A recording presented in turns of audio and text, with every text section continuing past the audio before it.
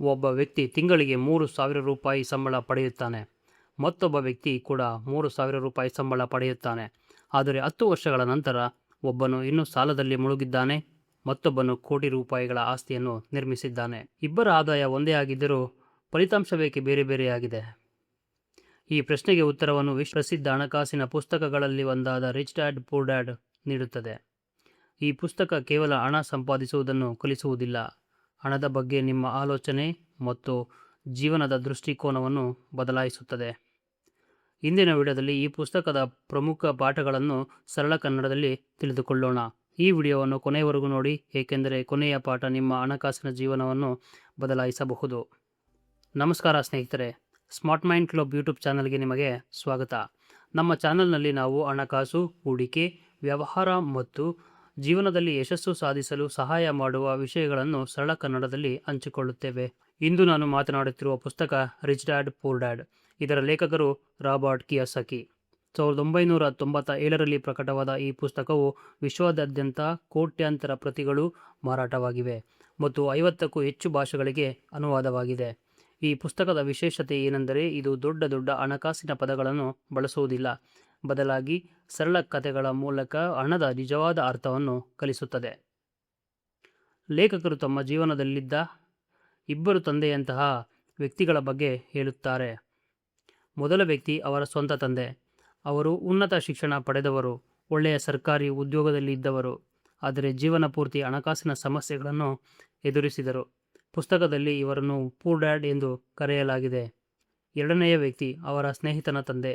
ಅವರು ಹೆಚ್ಚು ಓದಿರಲಿಲ್ಲ, ಆದರೆ ಯಶಸ್ವಿ ಉದ್ಯಮಿಯಾಗಿದ್ದರು ಮತ್ತು ಹಣಕಾಸಿನ ಸ್ವಾತಂತ್ರ್ಯವನ್ನು ಸಾಧಿಸಿದ್ದರು. ಇವರನ್ನು ರಿಚ್ ಡ್ಯಾಡ್ ಎಂದು ಕರೆಯಲಾಗಿದೆ. ಈ ಇಬ್ಬರ ಜೀವನದಿಂದ ಲೇಖಕರು ಕಲಿತ ಹಣಕಾಸಿನ ಪಾಠಗಳೇ ಈ ಪುಸ್ತಕದ ಅಂಶವಾಗಿದೆ. ಈ ಪುಸ್ತಕ ಏಕೆ ಓದಬೇಕು? ನಮ್ಮ ಶಾಲೆ ಮತ್ತು ಕಾಲೇಜುಗಳಲ್ಲಿ ಗಣಿತ, ವಿಜ್ಞಾನ ಮತ್ತು ಇತಿಹಾಸವನ್ನು ಕಲಿಸುತ್ತಾರೆ, ಆದರೆ ಹಣವನ್ನು ಹೇಗೆ ಸಂಪಾದಿಸಬೇಕು, ಹೇಗೆ ಉಳಿಸಬೇಕು, ಹೇಗೆ ಹೂಡಿಕೆ ಮಾಡಬೇಕು ಮತ್ತು ಹೇಗೆ ಸಂಪತ್ತನ್ನು ನಿರ್ಮಿಸಬೇಕು ಎಂಬುದನ್ನು ಬಹುತೇಕ ಯಾರೂ ಕಲಿಸುವುದಿಲ್ಲ. ಅದಕ್ಕಾಗಿಯೇ ಅನೇಕ ಜನರು ಉತ್ತಮ ಸಂಬಳ ಪಡೆದರೂ ತಿಂಗಳ ಕೊನೆಯಲ್ಲಿ ಹಣವಿಲ್ಲದೆ ಬದುಕುತ್ತಾರೆ.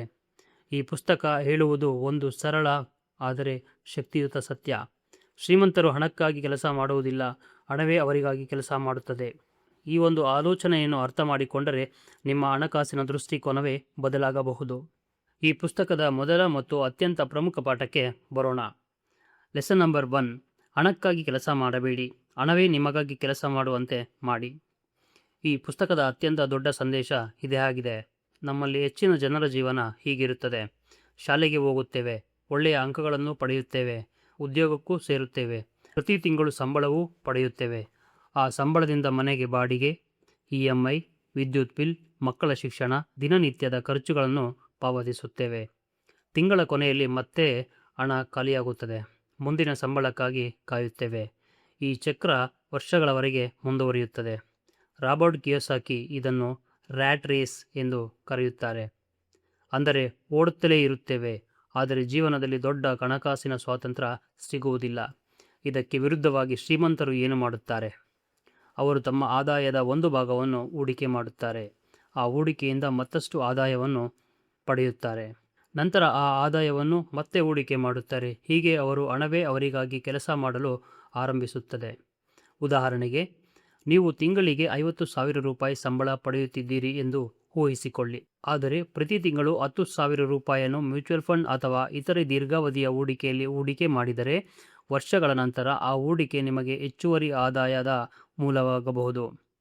ಅದೇ ಹಣವನ್ನು ಪ್ರತಿ ವರ್ಷ ಹೊಸ ಮೊಬೈಲ್ ಅಥವಾ ಅನಗತ್ಯ ಖರ್ಚಿಗೆ ಬಳಸಿದರೆ ಅದು ಯಾವುದೇ ಹೊಸ ಆದಾಯವನ್ನು ಸೃಷ್ಟಿಸುವುದಿಲ್ಲ. ಈ ಪಾಠದ ಸಾರಾಂಶ ಹೀಗಿದೆ: ನಿಮ್ಮ ಸಮಯಕ್ಕೆ ಮಾತ್ರ ಹಣ ಸಂಪಾದಿಸಬೇಡಿ, ನಿಮ್ಮ ಹಣವು ನಿಮಗಾಗಿ ಕೆಲಸ ಮಾಡುವ ವ್ಯವಸ್ಥೆಯನ್ನು ನಿರ್ಮಿಸಿ. ಲೆಸನ್ ನಂಬರ್ 2: ಆಸ್ತಿ ಮತ್ತು ಹೊಣೆಗಾರಿಕೆ ನಡುವಿನ ವ್ಯತ್ಯಾಸವನ್ನು ತಿಳಿಯಿರಿ. ಈ ಪುಸ್ತಕದ ಎರಡನೇ ಮತ್ತು ಅತ್ಯಂತ ಸುಪ್ರಸಿದ್ಧ ಪಾಠ. ಬಹಳ ಜನರು ದುಬಾರಿ ಕಾರು, ದೊಡ್ಡ ಮನೆ ಅಥವಾ ಹೊಸ ಗ್ಯಾಜೆಟ್ಗಳನ್ನು ಆಸ್ತಿ ಎಂದು ಭಾವಿಸುತ್ತಾರೆ. ಆದರೆ ಲೇಖಕರು ಸರಳವಾದ ವ್ಯಾಖ್ಯಾನವನ್ನು ನೀಡುತ್ತಾರೆ. ಆಸ್ತಿ, ಅಸೆಟ್, ನಿಮ್ಮ ಜೇಬಿಗೆ ಹಣ ತರುವ ಯಾವುದೇ ವಸ್ತುವನ್ನು ಅಸೆಟ್ ಎಂದು ಕರೆದಿದ್ದಾರೆ. ಹೊಣೆಗಾರಿಕೆ ಅಥವಾ ಲಯಬಿಲಿಟಿ, ನಿಮ್ಮ ಜೇಬಿನಿಂದ ಹಣವನ್ನು ತೆಗೆದುಕೊಳ್ಳುವ ಯಾವುದೇ ವಸ್ತು ಅಥವಾ ಕ್ರಿಯೆಗೆ ಲಯಬಿಲಿಟಿ ಎಂದು ಕರೆಯುತ್ತಾರೆ. ಉದಾಹರಣೆಗೆ, ಒಂದು ಮನೆ ಖರೀದಿಸಿ ಅದನ್ನು ಬಾಡಿಗೆಗೆ ಕೊಟ್ಟರೆ ಪ್ರತಿ ತಿಂಗಳು ಬಾಡಿಗೆ ಬರುತ್ತದೆ. ಉದಾಹರಣೆ 2, ಅದೇ ಮನೆಯನ್ನು ದೊಡ್ಡ EMI ಮೇಲೆ ಖರೀದಿಸಿ ಯಾವುದೇ ಆದಾಯ ಇಲ್ಲದೆ ಕೇವಲ ಖರ್ಚು ಮಾತ್ರ ಇದ್ದರೆ ನಿಮ್ಮ ಪರಿಸ್ಥಿತಿಯನ್ನು ಅವಲಂಬಿಸಿ ಅದು ಹಣಕಾಸಿನ ಹೊಣೆಗಾರಿಕೆಯಾಗಬಹುದು. ಇದನ್ನು ಲಯಬಿಲಿಟಿ ಎಂದು ಕರೆಯಲಾಗುತ್ತದೆ. ಇನ್ನೊಂದು ಉದಾಹರಣೆ, ಹೊಸ ಕಾರು ಖರೀದಿಸಿದರೆ ಏನಾಗುತ್ತದೆ? EMI, ಇನ್ಶೂರೆನ್ಸ್, ಫ್ಯೂಲ್, ಮೇಂಟೆನೆನ್ಸ್, ಪ್ರತಿ ತಿಂಗಳು ಹೀಗೆ ಹಣ ಖರ್ಚಾಗುತ್ತದೆ. ಅಂದರೆ ಅದು ಆದಾಯ ತರದಿದ್ದರೆ ಅದು ನಿಮ್ಮ ಖರ್ಚನ್ನು ಹೆಚ್ಚಿಸುತ್ತದೆ. ಇದೇ ಕಾರಣಕ್ಕೆ ಲೇಖಕರು ಹೇಳುತ್ತಾರೆ, ಮೊದಲು ಆದಾಯ ತರುವ ಆಸ್ತಿಗಳನ್ನು ನಿರ್ಮಿಸಿ, ನಂತರ ನಿಮ್ಮ ಇಷ್ಟದ ಜೀವನ ಶೈಲಿಯನ್ನು ಕಟ್ಟಿಕೊಳ್ಳಿ. ಲೆಸನ್ ನಂಬರ್ 3, ಮೊದಲು ನಿಮಗೆ ನೀವೇ ಹಣ ಕೊಡಿ. Pay money your self first. ಸ್ನೇಹಿತರೆ, ತಿಂಗಳ ಮೊದಲ ತಾರೀಕು ಸಂಬಳ ಬಂದಾಗ ನಮ್ಮಲ್ಲಿ ಹೆಚ್ಚಿನವರು ಏನು ಮಾಡುತ್ತೇವೆ? ಮೊದಲು ಮನೆ ಬಾಡಿಗೆ, EMI, ವಿದ್ಯುತ್ ಬಿಲ್, ಮೊಬೈಲ್ ರೀಚಾರ್ಜ್, ಶಾಪಿಂಗ್, ಹೊರಗಡೆ ಊಟ, ಹೀಗೆ ಒಂದೊಂದಾಗಿ ಹಣ ಖರ್ಚು ಮಾಡುತ್ತೇವೆ. ಕೊನೆಗೆ ಉಳಿದರೆ ಉಳಿತಾಯ ಮಾಡೋಣ ಎಂದು ಯೋಚಿಸುತ್ತೇವೆ. ಆದರೆ ತಿಂಗಳ ಕೊನೆಯಲ್ಲಿ ಏನು ಉಳಿಯುತ್ತದೆ? ಬಹುತೇಕ ಏನೂ ಇಲ್ಲ. ಈ ಪುಸ್ತಕ ಹೇಳುವ ದೊಡ್ಡ ಪಾಠವೇನೆಂದರೆ, ಮೊದಲು ನಿಮ್ಮ ಭವಿಷ್ಯಕ್ಕಾಗಿ ಹಣವನ್ನು ಬೇರ್ಪಡಿಸಿ, ನಂತರ ಉಳಿದ ಹಣದಲ್ಲಿ ಜೀವನ ನಡೆಸಿ ಎಂದು ಹೇಳುತ್ತದೆ. ಒಂದು ಉದಾಹರಣೆಯನ್ನು ನೋಡೋಣ. ನಿಮ್ಮ ತಿಂಗಳ ಸಂಬಳ 50,000 ರೂಪಾಯಿ ಎಂದು ಇಟ್ಟುಕೊಳ್ಳಿ.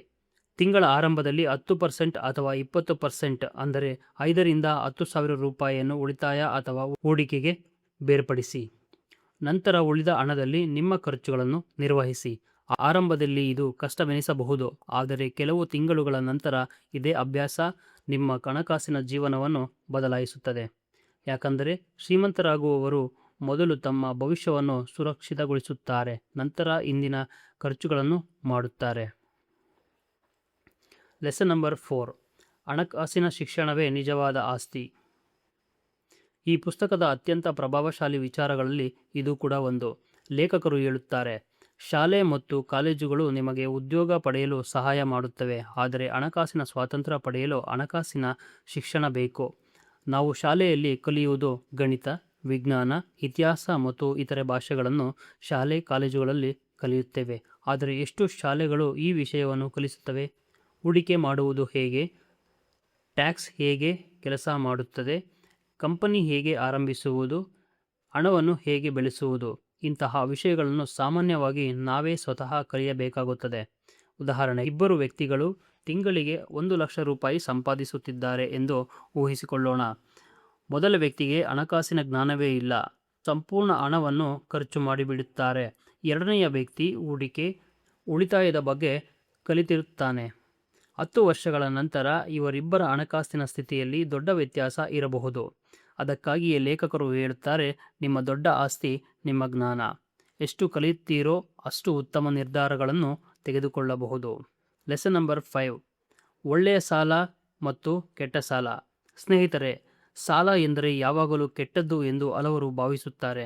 ಆದರೆ ಈ ಪುಸ್ತಕ ಹೇಳುವುದೇ ಬೇರೆ. ಪ್ರತಿ ಸಾಲವೂ ಕೆಟ್ಟದ್ದಲ್ಲ. ಒಂದು ಸಾಲ ನಿಮ್ಮ ಆದಾಯವನ್ನು ಹೆಚ್ಚಿಸಿದರೆ ಅಥವಾ ಒಂದು ಆಸ್ತಿಯನ್ನು ನಿರ್ಮಿಸಲು ಸಹಾಯ ಮಾಡಿದರೆ ಅದನ್ನು ಒಳ್ಳೆಯ ಸಾಲ ಎಂದು ಪರಿಗಣಿಸಲಾಗುತ್ತದೆ. ಆದರೆ ಕೇವಲ ಖರ್ಚು ಹೆಚ್ಚಿಸುವ ವಸ್ತುಗಳಿಗಾಗಿ ತೆಗೆದುಕೊಳ್ಳುವ ಸಾಲವನ್ನು ಕೆಟ್ಟ ಸಾಲ ಎಂದು ಕರೆಯಲಾಗುತ್ತದೆ. ಉದಾಹರಣೆಗೆ, ಒಬ್ಬ ವ್ಯಕ್ತಿ 1,20,000 ರೂಪಾಯಿ ಬೆಲೆ ಬಾಳುವ ಮೊಬೈಲನ್ನು ಖರೀದಿಸುತ್ತಾನೆ ಎಂದು ಇಟ್ಟುಕೊಳ್ಳೋಣ. ಆ ಮೊಬೈಲ್ ಅವನಿಗೆ ಹೆಚ್ಚುವರಿ ಆದಾಯ ತರದಿದ್ದರೆ ಅದು ಕೇವಲ EMI ಮತ್ತು ಬಡ್ಡಿಯ ಖರ್ಚಾಗುತ್ತದೆ. ಇನ್ನೊಬ್ಬ ವ್ಯಕ್ತಿ ಅದೇ ಹಣವನ್ನು ತನ್ನ ವ್ಯವಹಾರಕ್ಕೆ ಅಥವಾ ಆದಾಯ ತರುವ ಸಾಧನಕ್ಕೆ ಬಳಸುತ್ತಾನೆ. ಆ ಹೂಡಿಕೆ ಹೆಚ್ಚುವರಿ ಆದಾಯ ತರಲು ಆರಂಭಿಸಿದರೆ ಅದು ಉತ್ತಮ ಹಣಕಾಸಿನ ನಿರ್ಧಾರವಾಗುತ್ತದೆ. ಗಮನಿಸಿ, ಈ ಪುಸ್ತಕದ ಉದ್ದೇಶ ಸಾಲ ಮಾಡಿ ಎಂದು ಹೇಳುವುದಲ್ಲ.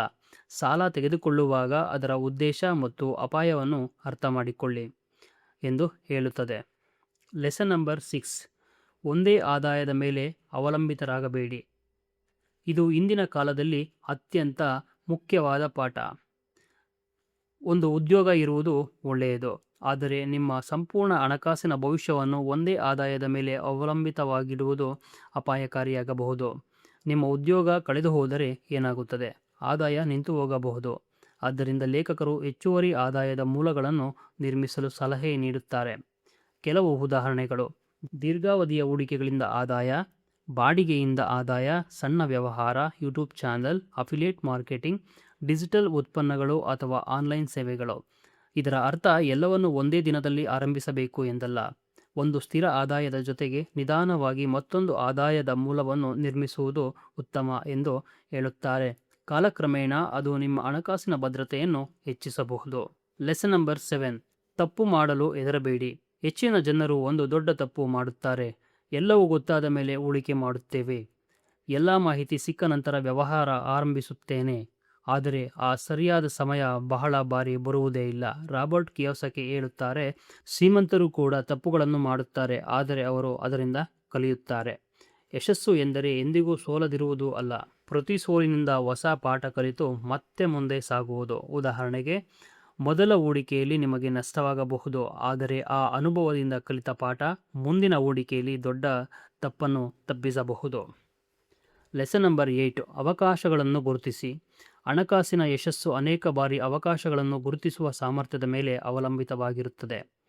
ಕೆಲವರು ಸಮಸ್ಯೆಗಳನ್ನು ಮಾತ್ರ ನೋಡುತ್ತಾರೆ, ಇನ್ನೂ ಕೆಲವರು ಅದೇ ಪರಿಸ್ಥಿತಿಯಲ್ಲಿ ಅವಕಾಶಗಳನ್ನು ಹುಡುಕುತ್ತಾರೆ. ಉದಾಹರಣೆಗೆ, ಹೊಸ ತಂತ್ರಜ್ಞಾನ, ಹೊಸ ಕೌಶಲ್ಯ ಅಥವಾ ಹೊಸ ವ್ಯವಹಾರ. ಅವಕಾಶಗಳು ಬಂದಾಗ ಕಲಿಯಲು ಸಿದ್ಧರಾಗಿರುವವರು ಅವುಗಳನ್ನು ಬಳಸಿಕೊಳ್ಳಬಹುದು. ಈ ಪುಸ್ತಕದ ಸಂದೇಶ: ಅವಕಾಶ ಬಂದಾಗ ಸಿದ್ಧರಾಗಿರಬೇಕು, ಬದ್ಧತೆ ಇಲ್ಲದಿದ್ದರೆ ಅವಕಾಶವು ಕೈತಪ್ಪಬಹುದು ಎಂದು ಹೇಳುತ್ತದೆ. Lesson number 9. ಭಯ ಮತ್ತು ಸಂದೇಹವನ್ನು ಗೆಲ್ಲಿ. ಹಣಕಾಸಿನ ಬೆಳವಣಿಗೆಗೆ ದೊಡ್ಡ ಶತ್ರು ಕೆಲವೊಮ್ಮೆ ಮಾರುಕಟ್ಟೆ ಅಲ್ಲ, ಅದು ನಮ್ಮ ಮನಸ್ಸಿನ ಭಯ.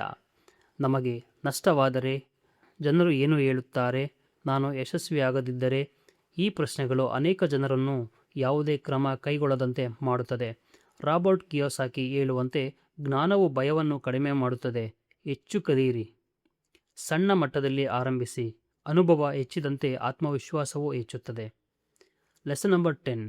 ಕಲಿಯುವುದನ್ನು ಎಂದಿಗೂ ನಿಲ್ಲಿಸಬೇಡಿ. ಈ ಪುಸ್ತಕದ ಕೊನೆಯ ಮತ್ತು ಅತ್ಯಂತ ಪ್ರೇರಣಾದಾಯಕ ಪಾಠ ಇದೆ. ಹಣಕಾಸಿನ ಜಗತ್ತು ಪ್ರತಿದಿನ ಬದಲಾಗುತ್ತಿದೆ. ಹೊಸ ತಂತ್ರಜ್ಞಾನಗಳು, ಹೊಸ ಹೂಡಿಕೆ ಅವಕಾಶಗಳು ಮತ್ತು ಹೊಸ ವ್ಯವಹಾರ ಮಾದರಿಗಳು ಬರುತ್ತಿವೆ. ಇಂದು ಕಲಿಯುವುದನ್ನು ನಿಲ್ಲಿಸಿದವನು ನಾಳೆ ಹಿಂದೆ ಬೀಳುವ ಸಾಧ್ಯತೆ ಇದೆ. ಆದ್ದರಿಂದ ಪ್ರತಿ ತಿಂಗಳು ಒಂದು ಉತ್ತಮ ಪುಸ್ತಕವನ್ನು ಓದಿ. ಹಣಕಾಸಿನ ಬಗ್ಗೆ ವಿಶ್ವಾಸಾರ್ಹ ಮಾಹಿತಿಯನ್ನು ತಿಳಿಯಿರಿ. ಹೊಸ ಕೌಶಲ್ಯವನ್ನು ಕಲಿಯಿರಿ. ನಿಮ್ಮ ಜ್ಞಾನವನ್ನು ಹೆಚ್ಚಿಸಿಕೊಳ್ಳಿ. ನಿಮ್ಮ ಅತ್ಯಂತ ದೊಡ್ಡ ಹೂಡಿಕೆ ನಿಮ್ಮ ಜ್ಞಾನ. ಸ್ನೇಹಿತರೆ, ಈ ಪುಸ್ತಕದ ಪ್ರಮುಖ 10 ಪಾಠಗಳನ್ನು ಸಂಕ್ಷಿಪ್ತವಾಗಿ ನೋಡೋಣ. ಹಣವೇ ನಿಮಗಾಗಿ ಕೆಲಸ ಮಾಡುವಂತೆ ಮಾಡಿ. ಆಸ್ತಿ ಮತ್ತು ಹೊಣೆಗಾರಿಕೆಯ ನಡುವಿನ ವ್ಯತ್ಯಾಸವನ್ನು ತಿಳಿಯಿರಿ. ಮೊದಲು ನಿಮಗೆ ನೀವೇ ಹಣವನ್ನು ಕೊಟ್ಟುಕೊಳ್ಳಿ. ಹಣಕಾಸಿನ ಶಿಕ್ಷಣವನ್ನು ಪಡೆದುಕೊಳ್ಳಿ. ಒಳ್ಳೆಯ ಸಾಲ ಮತ್ತು ಕೆಟ್ಟ ಸಾಲದ ನಡುವಿನ ವ್ಯತ್ಯಾಸವನ್ನು ಅರ್ಥ ಮಾಡಿಕೊಳ್ಳಿ. ಒಂದೇ ಆದಾಯದ ಮೇಲೆ ಅವಲಂಬಿತರಾಗಿರಬೇಡಿ. ತಪ್ಪುಗಳಿಂದ ಕಲಿಯಿರಿ. ಅವಕಾಶಗಳನ್ನು ಗುರುತಿಸಿ. ಭಯ ಮತ್ತು ಸಂದೇಹವನ್ನು ಗೆಲ್ಲಿ. ಜೀವನ ಪೂರ್ತಿ ಕಲಿಯುವುದನ್ನು ನಿಲ್ಲಿಸಬೇಡಿ. ಸ್ನೇಹಿತರೆ, ರಿಚ್ ಡ್ಯಾಡ್ ಪೂರ್ ಡ್ಯಾಡ್ ಕೇವಲ ಹಣ ಸಂಪಾದಿಸುವ ಪುಸ್ತಕವಲ್ಲ, ಇದು ಹಣದ ಬಗ್ಗೆ ನಿಮ್ಮ ಆಲೋಚನೆಯನ್ನು ಬದಲಾಯಿಸುವ ಪುಸ್ತಕ. ಗಮನದಲ್ಲಿಡಿ, ಶ್ರೀಮಂತರಾಗುವುದು ನಿಮ್ಮ ಆದಾಯದ ಮೇಲೆ ಮಾತ್ರ ಅವಲಂಬಿತವಾಗಿಲ್ಲ. ನಿಮ್ಮ ಅಭ್ಯಾಸಗಳು, ನಿರ್ಧಾರಗಳು ಮತ್ತು ಹಣಕಾಸಿನ ಜ್ಞಾನವೇ ನಿಮ್ಮ ಭವಿಷ್ಯವನ್ನು ರೂಪಿಸುತ್ತದೆ. ಈ ಪುಸ್ತಕದ ಎಲ್ಲ ವಿಚಾರಗಳನ್ನು ಎಲ್ಲರೂ ಒಂದೇ ರೀತಿಯಲ್ಲಿ ಅನುಸರಿಸಬೇಕೆಂದಿಲ್ಲ, ಆದರೆ ಇದು ಹಣಕಾಸಿನ ಬಗ್ಗೆ ಹೊಸ ದೃಷ್ಟಿಕೋನವನ್ನು ನೀಡುತ್ತದೆ, ತಮ್ಮದೇ ಆದ ವಿಚಾರಪೂರ್ಣ ನಿರ್ಧಾರಗಳನ್ನು ತೆಗೆದುಕೊಳ್ಳಲು ಪ್ರೇರೇಪಿಸುತ್ತದೆ. ಸ್ನೇಹಿತರೆ, ಈ ವಿಡಿಯೋ ನಿಮಗೆ ಉಪಯುಕ್ತವಾಗಿದ್ದರೆ ಲೈಕ್ ಮಾಡಿ, ನಿಮ್ಮ ಸ್ನೇಹಿತರೊಂದಿಗೆ ಶೇರ್ ಮಾಡಿ, ಹಾಗೂ ಇದೇ ರೀತಿಯ ಬೇರೆ ಬೇರೆ ವಿಡಿಯೋಗಳಿಗೆ ಸ್ಮಾರ್ಟ್ ಮೈಂಡ್ ಕ್ಲಬ್ ಯೂಟ್ಯೂಬ್ ಚಾನಲನ್ನು ಸಬ್ಸ್ಕ್ರೈಬ್ ಮಾಡಿ. ಮುಂದಿನ ವಿಡಿಯೋದಲ್ಲಿ ಮತ್ತೆ ಭೇಟಿಯಾಗೋಣ. ಧನ್ಯವಾದಗಳು.